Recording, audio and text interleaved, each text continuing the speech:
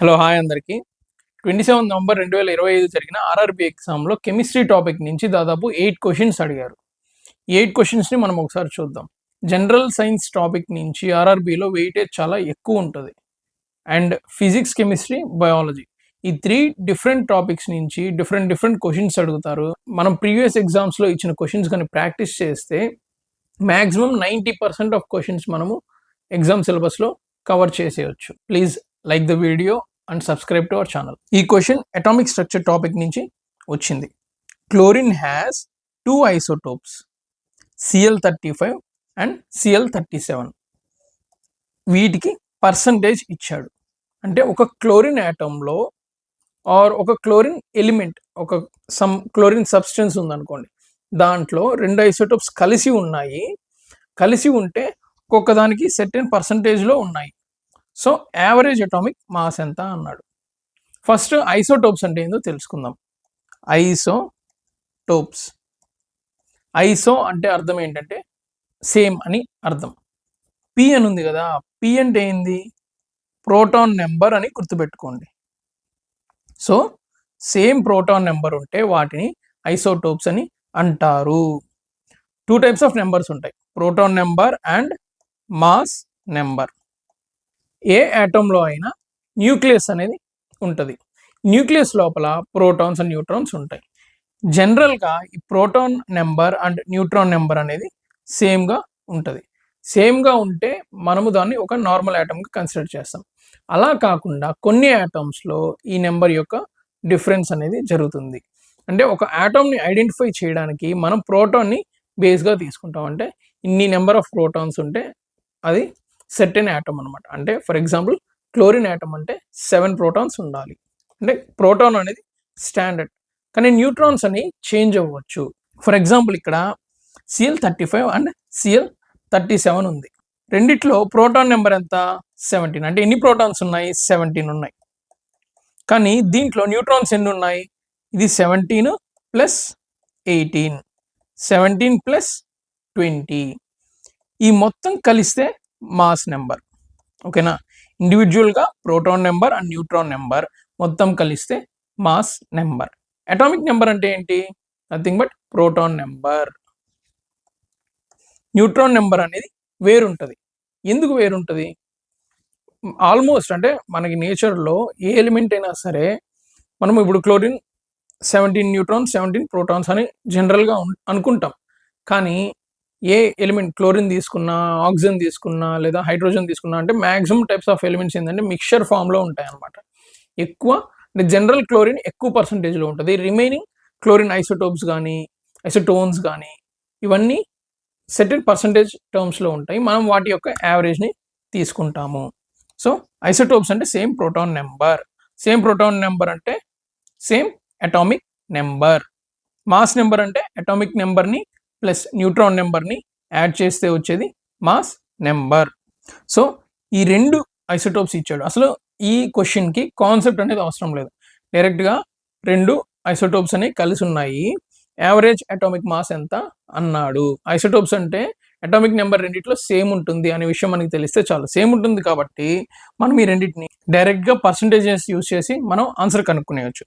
35 × 75 ప్లస్ 37 × 25 by 100 equal to దీన్ని 35 plus 2 అనుకుంటే 35 × 100 ప్లస్ 2 × 25 by 100. రెండింటికి by 100 కామన్ కాబట్టి ఈ 2 క్యాన్సిల్ అయిపోతాయి. by 4 అవుతుంది. 2 1 సార్ 2 2 0 అవుతుంది. 35 ప్లస్ 0.5 ఆన్సర్ ఎంత? 35.5 ఈజ్ ద ఆన్సర్. మనం ఓన్లీ గుర్తుపెట్టుకోవాల్సింది ఏంటి? ఐసోటోప్స్ అంటే ఏంది?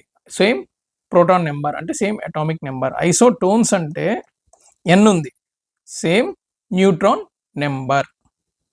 ఐసో బార్స్ అంటే, బార్ అంటే ఏంది? బార్స్ని ఎందుకు యూజ్ చేస్తారు? బరువులు కొలవడానికి యూజ్ చేస్తారు. కాబట్టి సేమ్ మాస్ నెంబర్ ఉంటే వాటిని ఐసో బార్స్ అని అంటారు. ఇంకొన్ని టైప్స్ ఆఫ్, అసలు ఈ ఐసోటోప్స్ అనేవి ఎలా ఫామ్ అవుతాయి? ఐసోటోప్స్ అనేవి నేచర్లో అంటే అవి డిఫాల్ట్గా ఉంటాయి అన్నమాట. అంటే స్టార్స్ ఫామ్ అయినప్పుడు, ఈ క్లోరిన్ యాటమ్స్ ఫామ్ అయ్యేటప్పుడు డిఫాల్ట్గా ఐసోటోప్స్ అనేవి ఫామ్ అయిపోతాయి. 18 న్యూట్రాన్స్ ఉంటే Cl35 ఐసోటోప్ అంటారు. 20 న్యూట్రాన్స్ ఉంటే Cl37 ఐసోటోప్ అంటారు. ఈ న్యూట్రాన్ నెంబర్ అనేది అంటే వేరు వేరే ఈ స్టార్ ఫామ్ చేసినప్పుడు కానీ ఈ స్టార్స్లో కానీ ఈ ఆటమ్స్ ఫామ్ అయినప్పుడు న్యూట్రాన్ నెంబర్ అనేది చేంజ్ అవుతూ ఉంటుంది. వాటిలో కొన్ని ఐసోటోప్స్ కానీ లేదా కొన్ని ఎలిమెంట్స్ స్టేబుల్గా ఉంటాయి, కొన్ని ఎలిమెంట్స్ అన్స్టేబుల్గా ఉంటాయి. ఈ స్టేబుల్గా ఉండే ఎలిమెంట్స్ మన కళ్ళకి కనిపిస్తాయి, అన్స్టేబుల్గా ఉండే ఎలిమెంట్స్ ఎప్పుడో అంతరించిపోయి ఉంటాయి.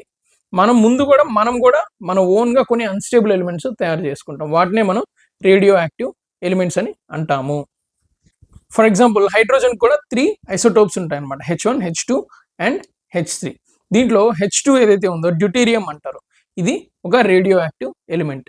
యురేనియంకి 2 ఐసోటోప్స్ ఉంటాయి, U235, U238. దీంట్లో U238 అనేది చాలా హైలీ రేడియో యాక్టివ్ ఎలిమెంట్ అనమాట. అంటే రేడియో యాక్టివ్ అంటే అన్స్టేబుల్గా ఉంటుంది, అది కొన్ని సంవత్సరాల తర్వాత లేదా కొంచెం లాంగ్ టైం తర్వాత అవి అంతరించిపోతాయి.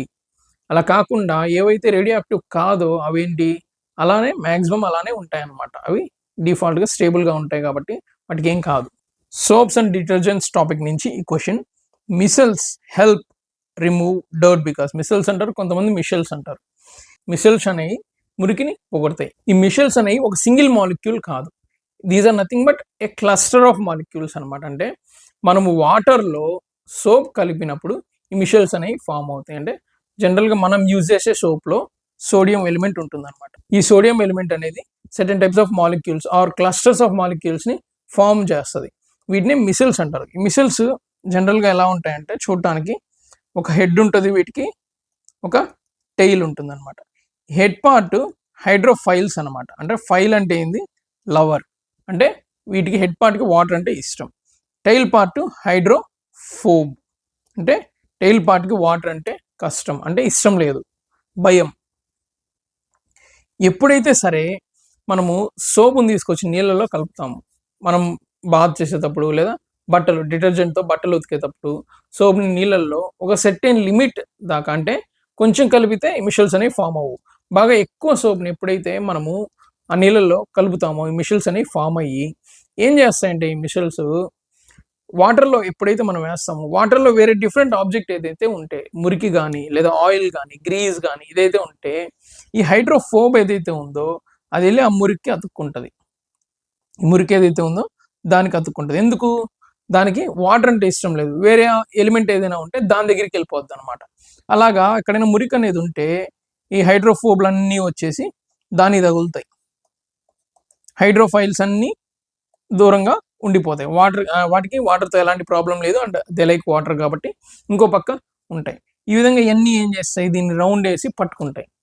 ఎప్పుడైతే మనం వాటర్ని వాష్ చేసేస్తాం, అంటే ఇట్లా మనం వాటర్ని స్నానం చేసేటప్పుడు ఇలా పోసుకోవడం లేదా బట్టలతో కదిలిస్తూ ఉంటాం కదా, అప్పుడేంది ఈ ఈ మధ్యలో ఉన్న మురికిని అన్ని పట్టేసుకొని అట్లాగే వాటర్ ఎలాగైతే పారుతుందో వాటర్తో పాటు ఈ మురికి కూడా బయటికి తీసుకెళ్ళిపోతుంది. ఏం చేస్తుంది, it helps dissolve oil in water. అంటే వాటర్లో జనరల్గా ఆయిల్ అనేది కలవదు. ఎప్పుడైతే సోప్ వేస్తామో ఈ మిషెల్స్ ఫామ్ అయ్యి ఆ ఆయిల్ని గట్టిగా పట్టేసుకొని వాటర్లో కలిసినట్టుగా వాటిని ముంచేస్తుంది అనమాట. So dissolves oil in water. Repel water, ఇక్కడ రిపెల్ చేస్తుంది కదా అంటారు, నో, రిపెల్ చేస్తుంది అండ్ అట్రాక్ట్ చేస్తుంది. It likes water and it hates water. అంటే 2 ends డిఫరెంట్ పనులు చేస్తున్నాయి కాబట్టి ఇది ఆన్సర్ కాదు, only option 2 is the answer. Reactivity, which metal is most reactive. ఇక్కడ 4 మెటల్స్ ఇచ్చారు, వీటిలో మోస్ట్ రియాక్టివ్ మెటల్ ఏంది అని అన్నారు. జనరల్గా మనం తెలుసుకోవాల్సిన విషయం ఏంటి అంటే గ్రూప్ 1 ఎలిమెంట్స్ ఏవైతే ఉన్నాయో అవి highly reactive metals, especially sodium and potassium. ఇవి చాలా రియాక్టివ్ మెటల్స్ అనమాట. పీరియాడిక్ టేబుల్లో లెఫ్ట్ నుంచి రైట్కి వెళ్ళే కొద్దీ రియాక్టివిటీ అనేది తగ్గుతుంది. ఈ లెఫ్ట్లో ఉండే ఎలిమెంట్స్ ఏవైతే ఉన్నాయో అవి హైలీ రియాక్టివ్. ఇక్కడ ఫస్ట్ గ్రూప్లో ఉన్న ఎలిమెంట్స్ ఏముందంటే పొటాషియం ఉంది. Potassium is very reactive. అంటే సోడియం అండ్ పొటాషియం ఇస్తే మనం ఖచ్చితంగా సోడియం ఆర్ పొటాషియం ఆన్సర్గా పెట్టేయచ్చు. రిమైనింగ్ అనేది ఇక్కడ లెఫ్ట్లో కొన్ని ఎలిమెంట్స్ ఉంటాయి, మిడిల్లో కొన్ని ఎలిమెంట్స్ ఉంటాయి, రైట్లో కొన్ని ఎలిమెంట్స్ ఉంటాయి. లెఫ్ట్లో ఉండే హైలీ రియాక్టివ్, మిడిల్లో ఉండే మీడియం రియాక్టివ్, రైట్లో ఉండే లెస్ రియాక్టివ్ అనమాట. ఒక్కొక్క ఎగ్జామ్లో ఇంకా డిఫరెంట్ కైండ్స్ ఆఫ్ ఎలిమెంట్స్ అడుగుతారు కాబట్టి మీకు ఒక షార్ట్ కట్ ట్రిక్ చెప్తాను. ఈ ట్రిక్ కానీ మీరు గుర్తుపెట్టుకుంటే ఎలాంటి ఎలిమెంట్ అడిగినా ఎలాంటి రియాక్టివిటీ అడిగినా అంటే మ్యాక్సిమం క్వశ్చన్స్ మీరు సాల్వ్ చేసేయచ్చు. షార్ట్ కట్ ట్రిక్ ఏంటంటే please stop calling me a zebra in London city smart girl. అర్థం కాలేదు కదా, రాయండి. Please stop calling me A zebra in London city smart girl. London సిటీలో అమ్మాయి నువ్వు నన్ను జీబ్రా అని అంటాం ఆపాలి. పి అంటే పాస్పరస్, ఎస్ అంటే సోడియం, సి అంటే కాల్షియం, ఏ అంటే అల్యూమినియం, జెడ్ అంటే జింక్, ఐ అంటే ఐరన్, ఎల్ అంటే లెడ్, సి అంటే కాపర్, ఎస్ అంటే సిల్వర్, జి అంటే గోల్డ్. రియాక్టివిటీ అనేది ఈ విధంగా తగ్గుతూ వస్తుంది. Potassium highly reactive compare to gold, sodium highly reactive compare to silver, calcium highly reactive compare to aluminium, aluminium highly reactive compare to zinc. అంటే ఈ ట్రిక్ మీరు షార్ట్ కట్ ట్రిక్ మీరు గుర్తుపెట్టుకుంటే ఎలాంటి రియాక్టివిటీకి సంబంధించిన క్వశ్చన్ అయినా ఆన్సర్ చేసేయచ్చు. నెక్స్ట్ క్వశ్చన్, ఇక్కడ ఒక కెమికల్ రియాక్షన్ ఇచ్చాడు. కెమికల్ రియాక్షన్కి సంబంధించిన క్వశ్చన్ అనమాట. Zinc plus CuSO4 gives what? జింక్ని కాపర్ సల్ఫేట్ సొల్యూషన్తో కలిపితే ఏమొస్తుంది? ఇది ఒక డిస్ప్లేస్మెంట్ రియాక్షన్. ఇందాక టాపిక్లో మనం రియాక్టివిటీ గురించి మాట్లాడుకున్నాం కదా. ఒక హైలీ రియాక్టివ్ ఎలిమెంట్ని దానికంటే లెస్ రియాక్టివ్ ఉన్న సొల్యూషన్తో కలిపితే ఇది దాన్ని రీప్లేస్ చేస్తుంది. దీన్నే డిస్ప్లేస్మెంట్ రియాక్షన్ అని అంటారు. అంటే ఇక్కడ జింక్ ఏం చేస్తుంది, ఈ Cu కాపర్ని కాలుతోదాన్ని అవతలకు కొట్టేసి అక్కడికి వెళ్ళి కూర్చొని కాపర్ని పక్కకు నెట్టేస్తుంది. ఎందుకంటే ఇది హైలీ రియాక్టివ్ అనమాట. అంటే వీళ్ళిద్దరు బాయ్ ఫ్రెండ్ గర్ల్ ఫ్రెండ్ అనమాట. ఈ జింక్ ఏం చేస్తుంది, వచ్చి వీళ్ళతో ఫ్రెండ్షిప్ చేస్తుంది ఫస్ట్.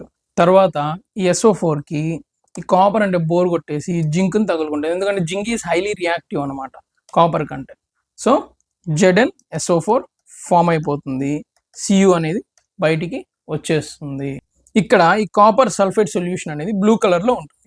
ఈ కాపర్ సల్ఫేట్ సొల్యూషన్కి బ్లూ కలర్ ఎలా వస్తుంది? సల్ఫేట్ వల్ల కాదు, సల్ఫేట్ ఈస్ కలర్లెస్. కాపర్ అనేది ఆక్వయస్ కాపర్, అంటే జనరల్గా కాపర్ అనేది బ్రౌన్ కలర్లో ఆర్ రెడ్డిష్ కలర్లో ఉంటుంది కదా. కానీ నీళ్ళల్లో వేస్తే అది ఏ కలర్లో ఉంటుంది అంటే కాపర్ అయాన్స్ అనేవి నీళ్ళల్లో కలిస్తే అవి బ్లూ కలర్లో ఉంటాయి. కాబట్టి కాపర్ సల్ఫేట్ సొల్యూషన్ అనేది బ్లూ కలర్లో ఉంటుంది. ZnSO4 సొల్యూషన్ అనేది కలర్లెస్గా ఉంటుంది. ఇంకొన్ని ఎలిమెంట్స్, ఐరన్ జనరల్గా గ్రే కలర్లో ఉంటుంది. కానీ ఈ ఐరన్ని ఎప్పుడైతే మనము నీళ్ళల్లో వేస్తామో ఐరన్ అయాన్స్ ఫామ్ అయినప్పుడు 2 అయాన్స్ ఫామ్ అయితే అది గ్రీన్ కలర్లో ఉంటుంది, 3 అయాన్స్ ఫామ్ అయితే అది బ్రౌన్ కలర్లో ఉంటుంది. సో ఈ విధమైన క్వశ్చన్స్ కూడా మనల్ని అడిగే ఛాన్స్ ఉంది. నెక్స్ట్ క్వశ్చన్ కంబషన్ టాపిక్ నుంచి, naphthalene on complete combustion produces. Naphthalene is a hydrocarbon అనమాట. హైడ్రోకార్బన్ అంటే దాని ఫార్ములా ఏంటి?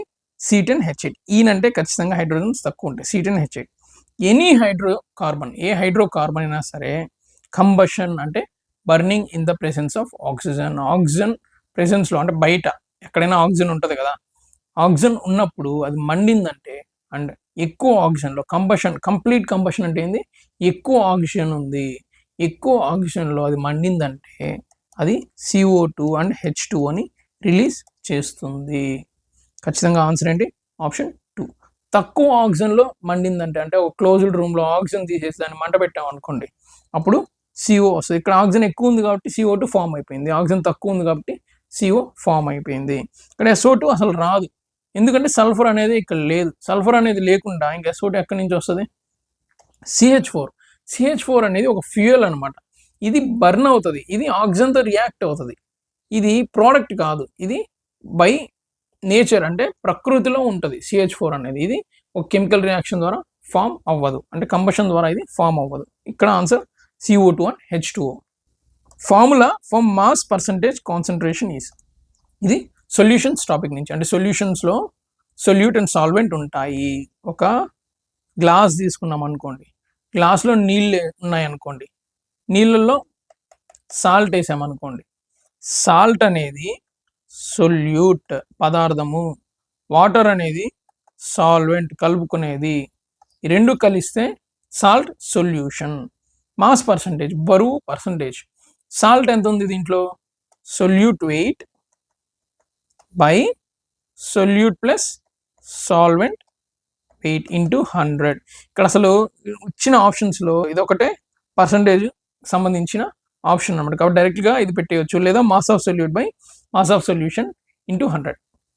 ఇఫ్ 95 grams ఆఫ్ వాటర్ తీసుకొని 5 grams ఆఫ్ సాల్ట్ వేసామనుకోండి, దీంట్లో సాల్ట్ యొక్క మాస్ పర్సంటేజ్ ఎంత అంటే 5/100 ఇంటూ 100 ఎంత 5%. 5/95 వేయకూడదు, టోటల్ సొల్యూషన్ వెయిట్ వేయాలి.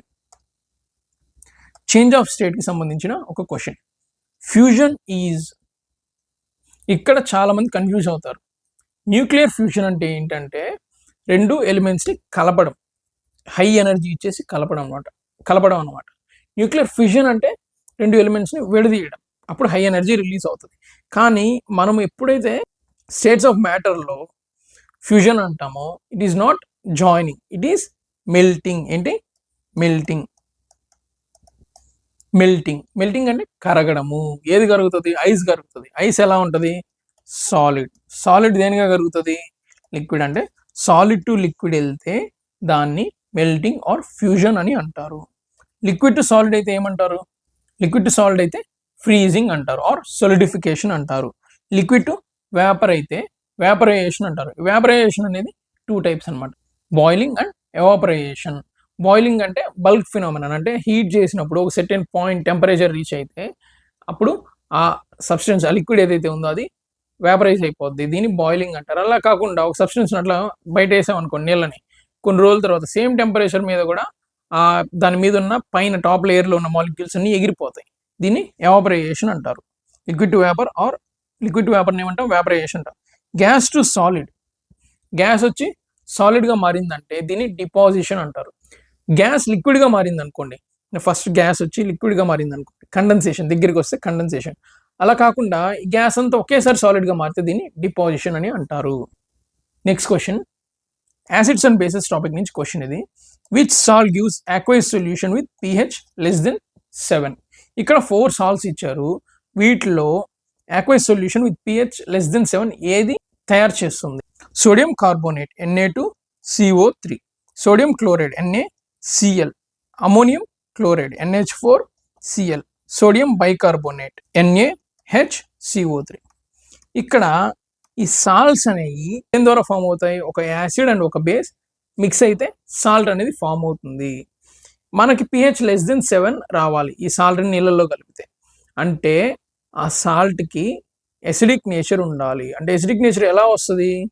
ఈ యాసిడ్ అండ్ బేస్, ఏ యాసిడ్ అండ్ బేస్తో అదైతే ఫామ్ అయిందో అక్కడ యాసిడ్ కాన్సన్ట్రేషన్ ఎక్కువ ఉండాలి, యాసిడ్ పవర్ ఎక్కువ ఉండాలి. మనము Na2CO3 తీసుకున్నాం అనుకోండి,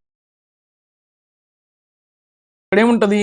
NaOH ప్లస్ HCO3 ద్వారా ఇది ఫామ్ అయింది. ఇది NaOH ప్లస్ HCl ద్వారా ఫామ్ అయింది. ఇది NH3 ప్లస్ HCl ద్వారా ఫామ్ అయింది. ఇది NaOH ప్లస్ HCO3 ద్వారా ఫామ్ అయింది. ఇది వీక్ యాసిడ్, ఇది వీక్ యాసిడ్. ఇది స్ట్రాంగ్ యాసిడ్, ఇది స్ట్రాంగ్ యాసిడ్. ఈ రెండింటి ద్వారా ఇది ఫామ్ అయ్యే ఛాన్స్ ఉంది. కానీ ఇక్కడ NaOH ఏదైతే ఉందో ఇది స్ట్రాంగ్ బేస్, సో ఇది దీన్ని బీట్ చేసి కొట్టి పిండి చేసి చంపి పక్కనే వేసేస్తుంది. ఇంకేం మిగిలింది?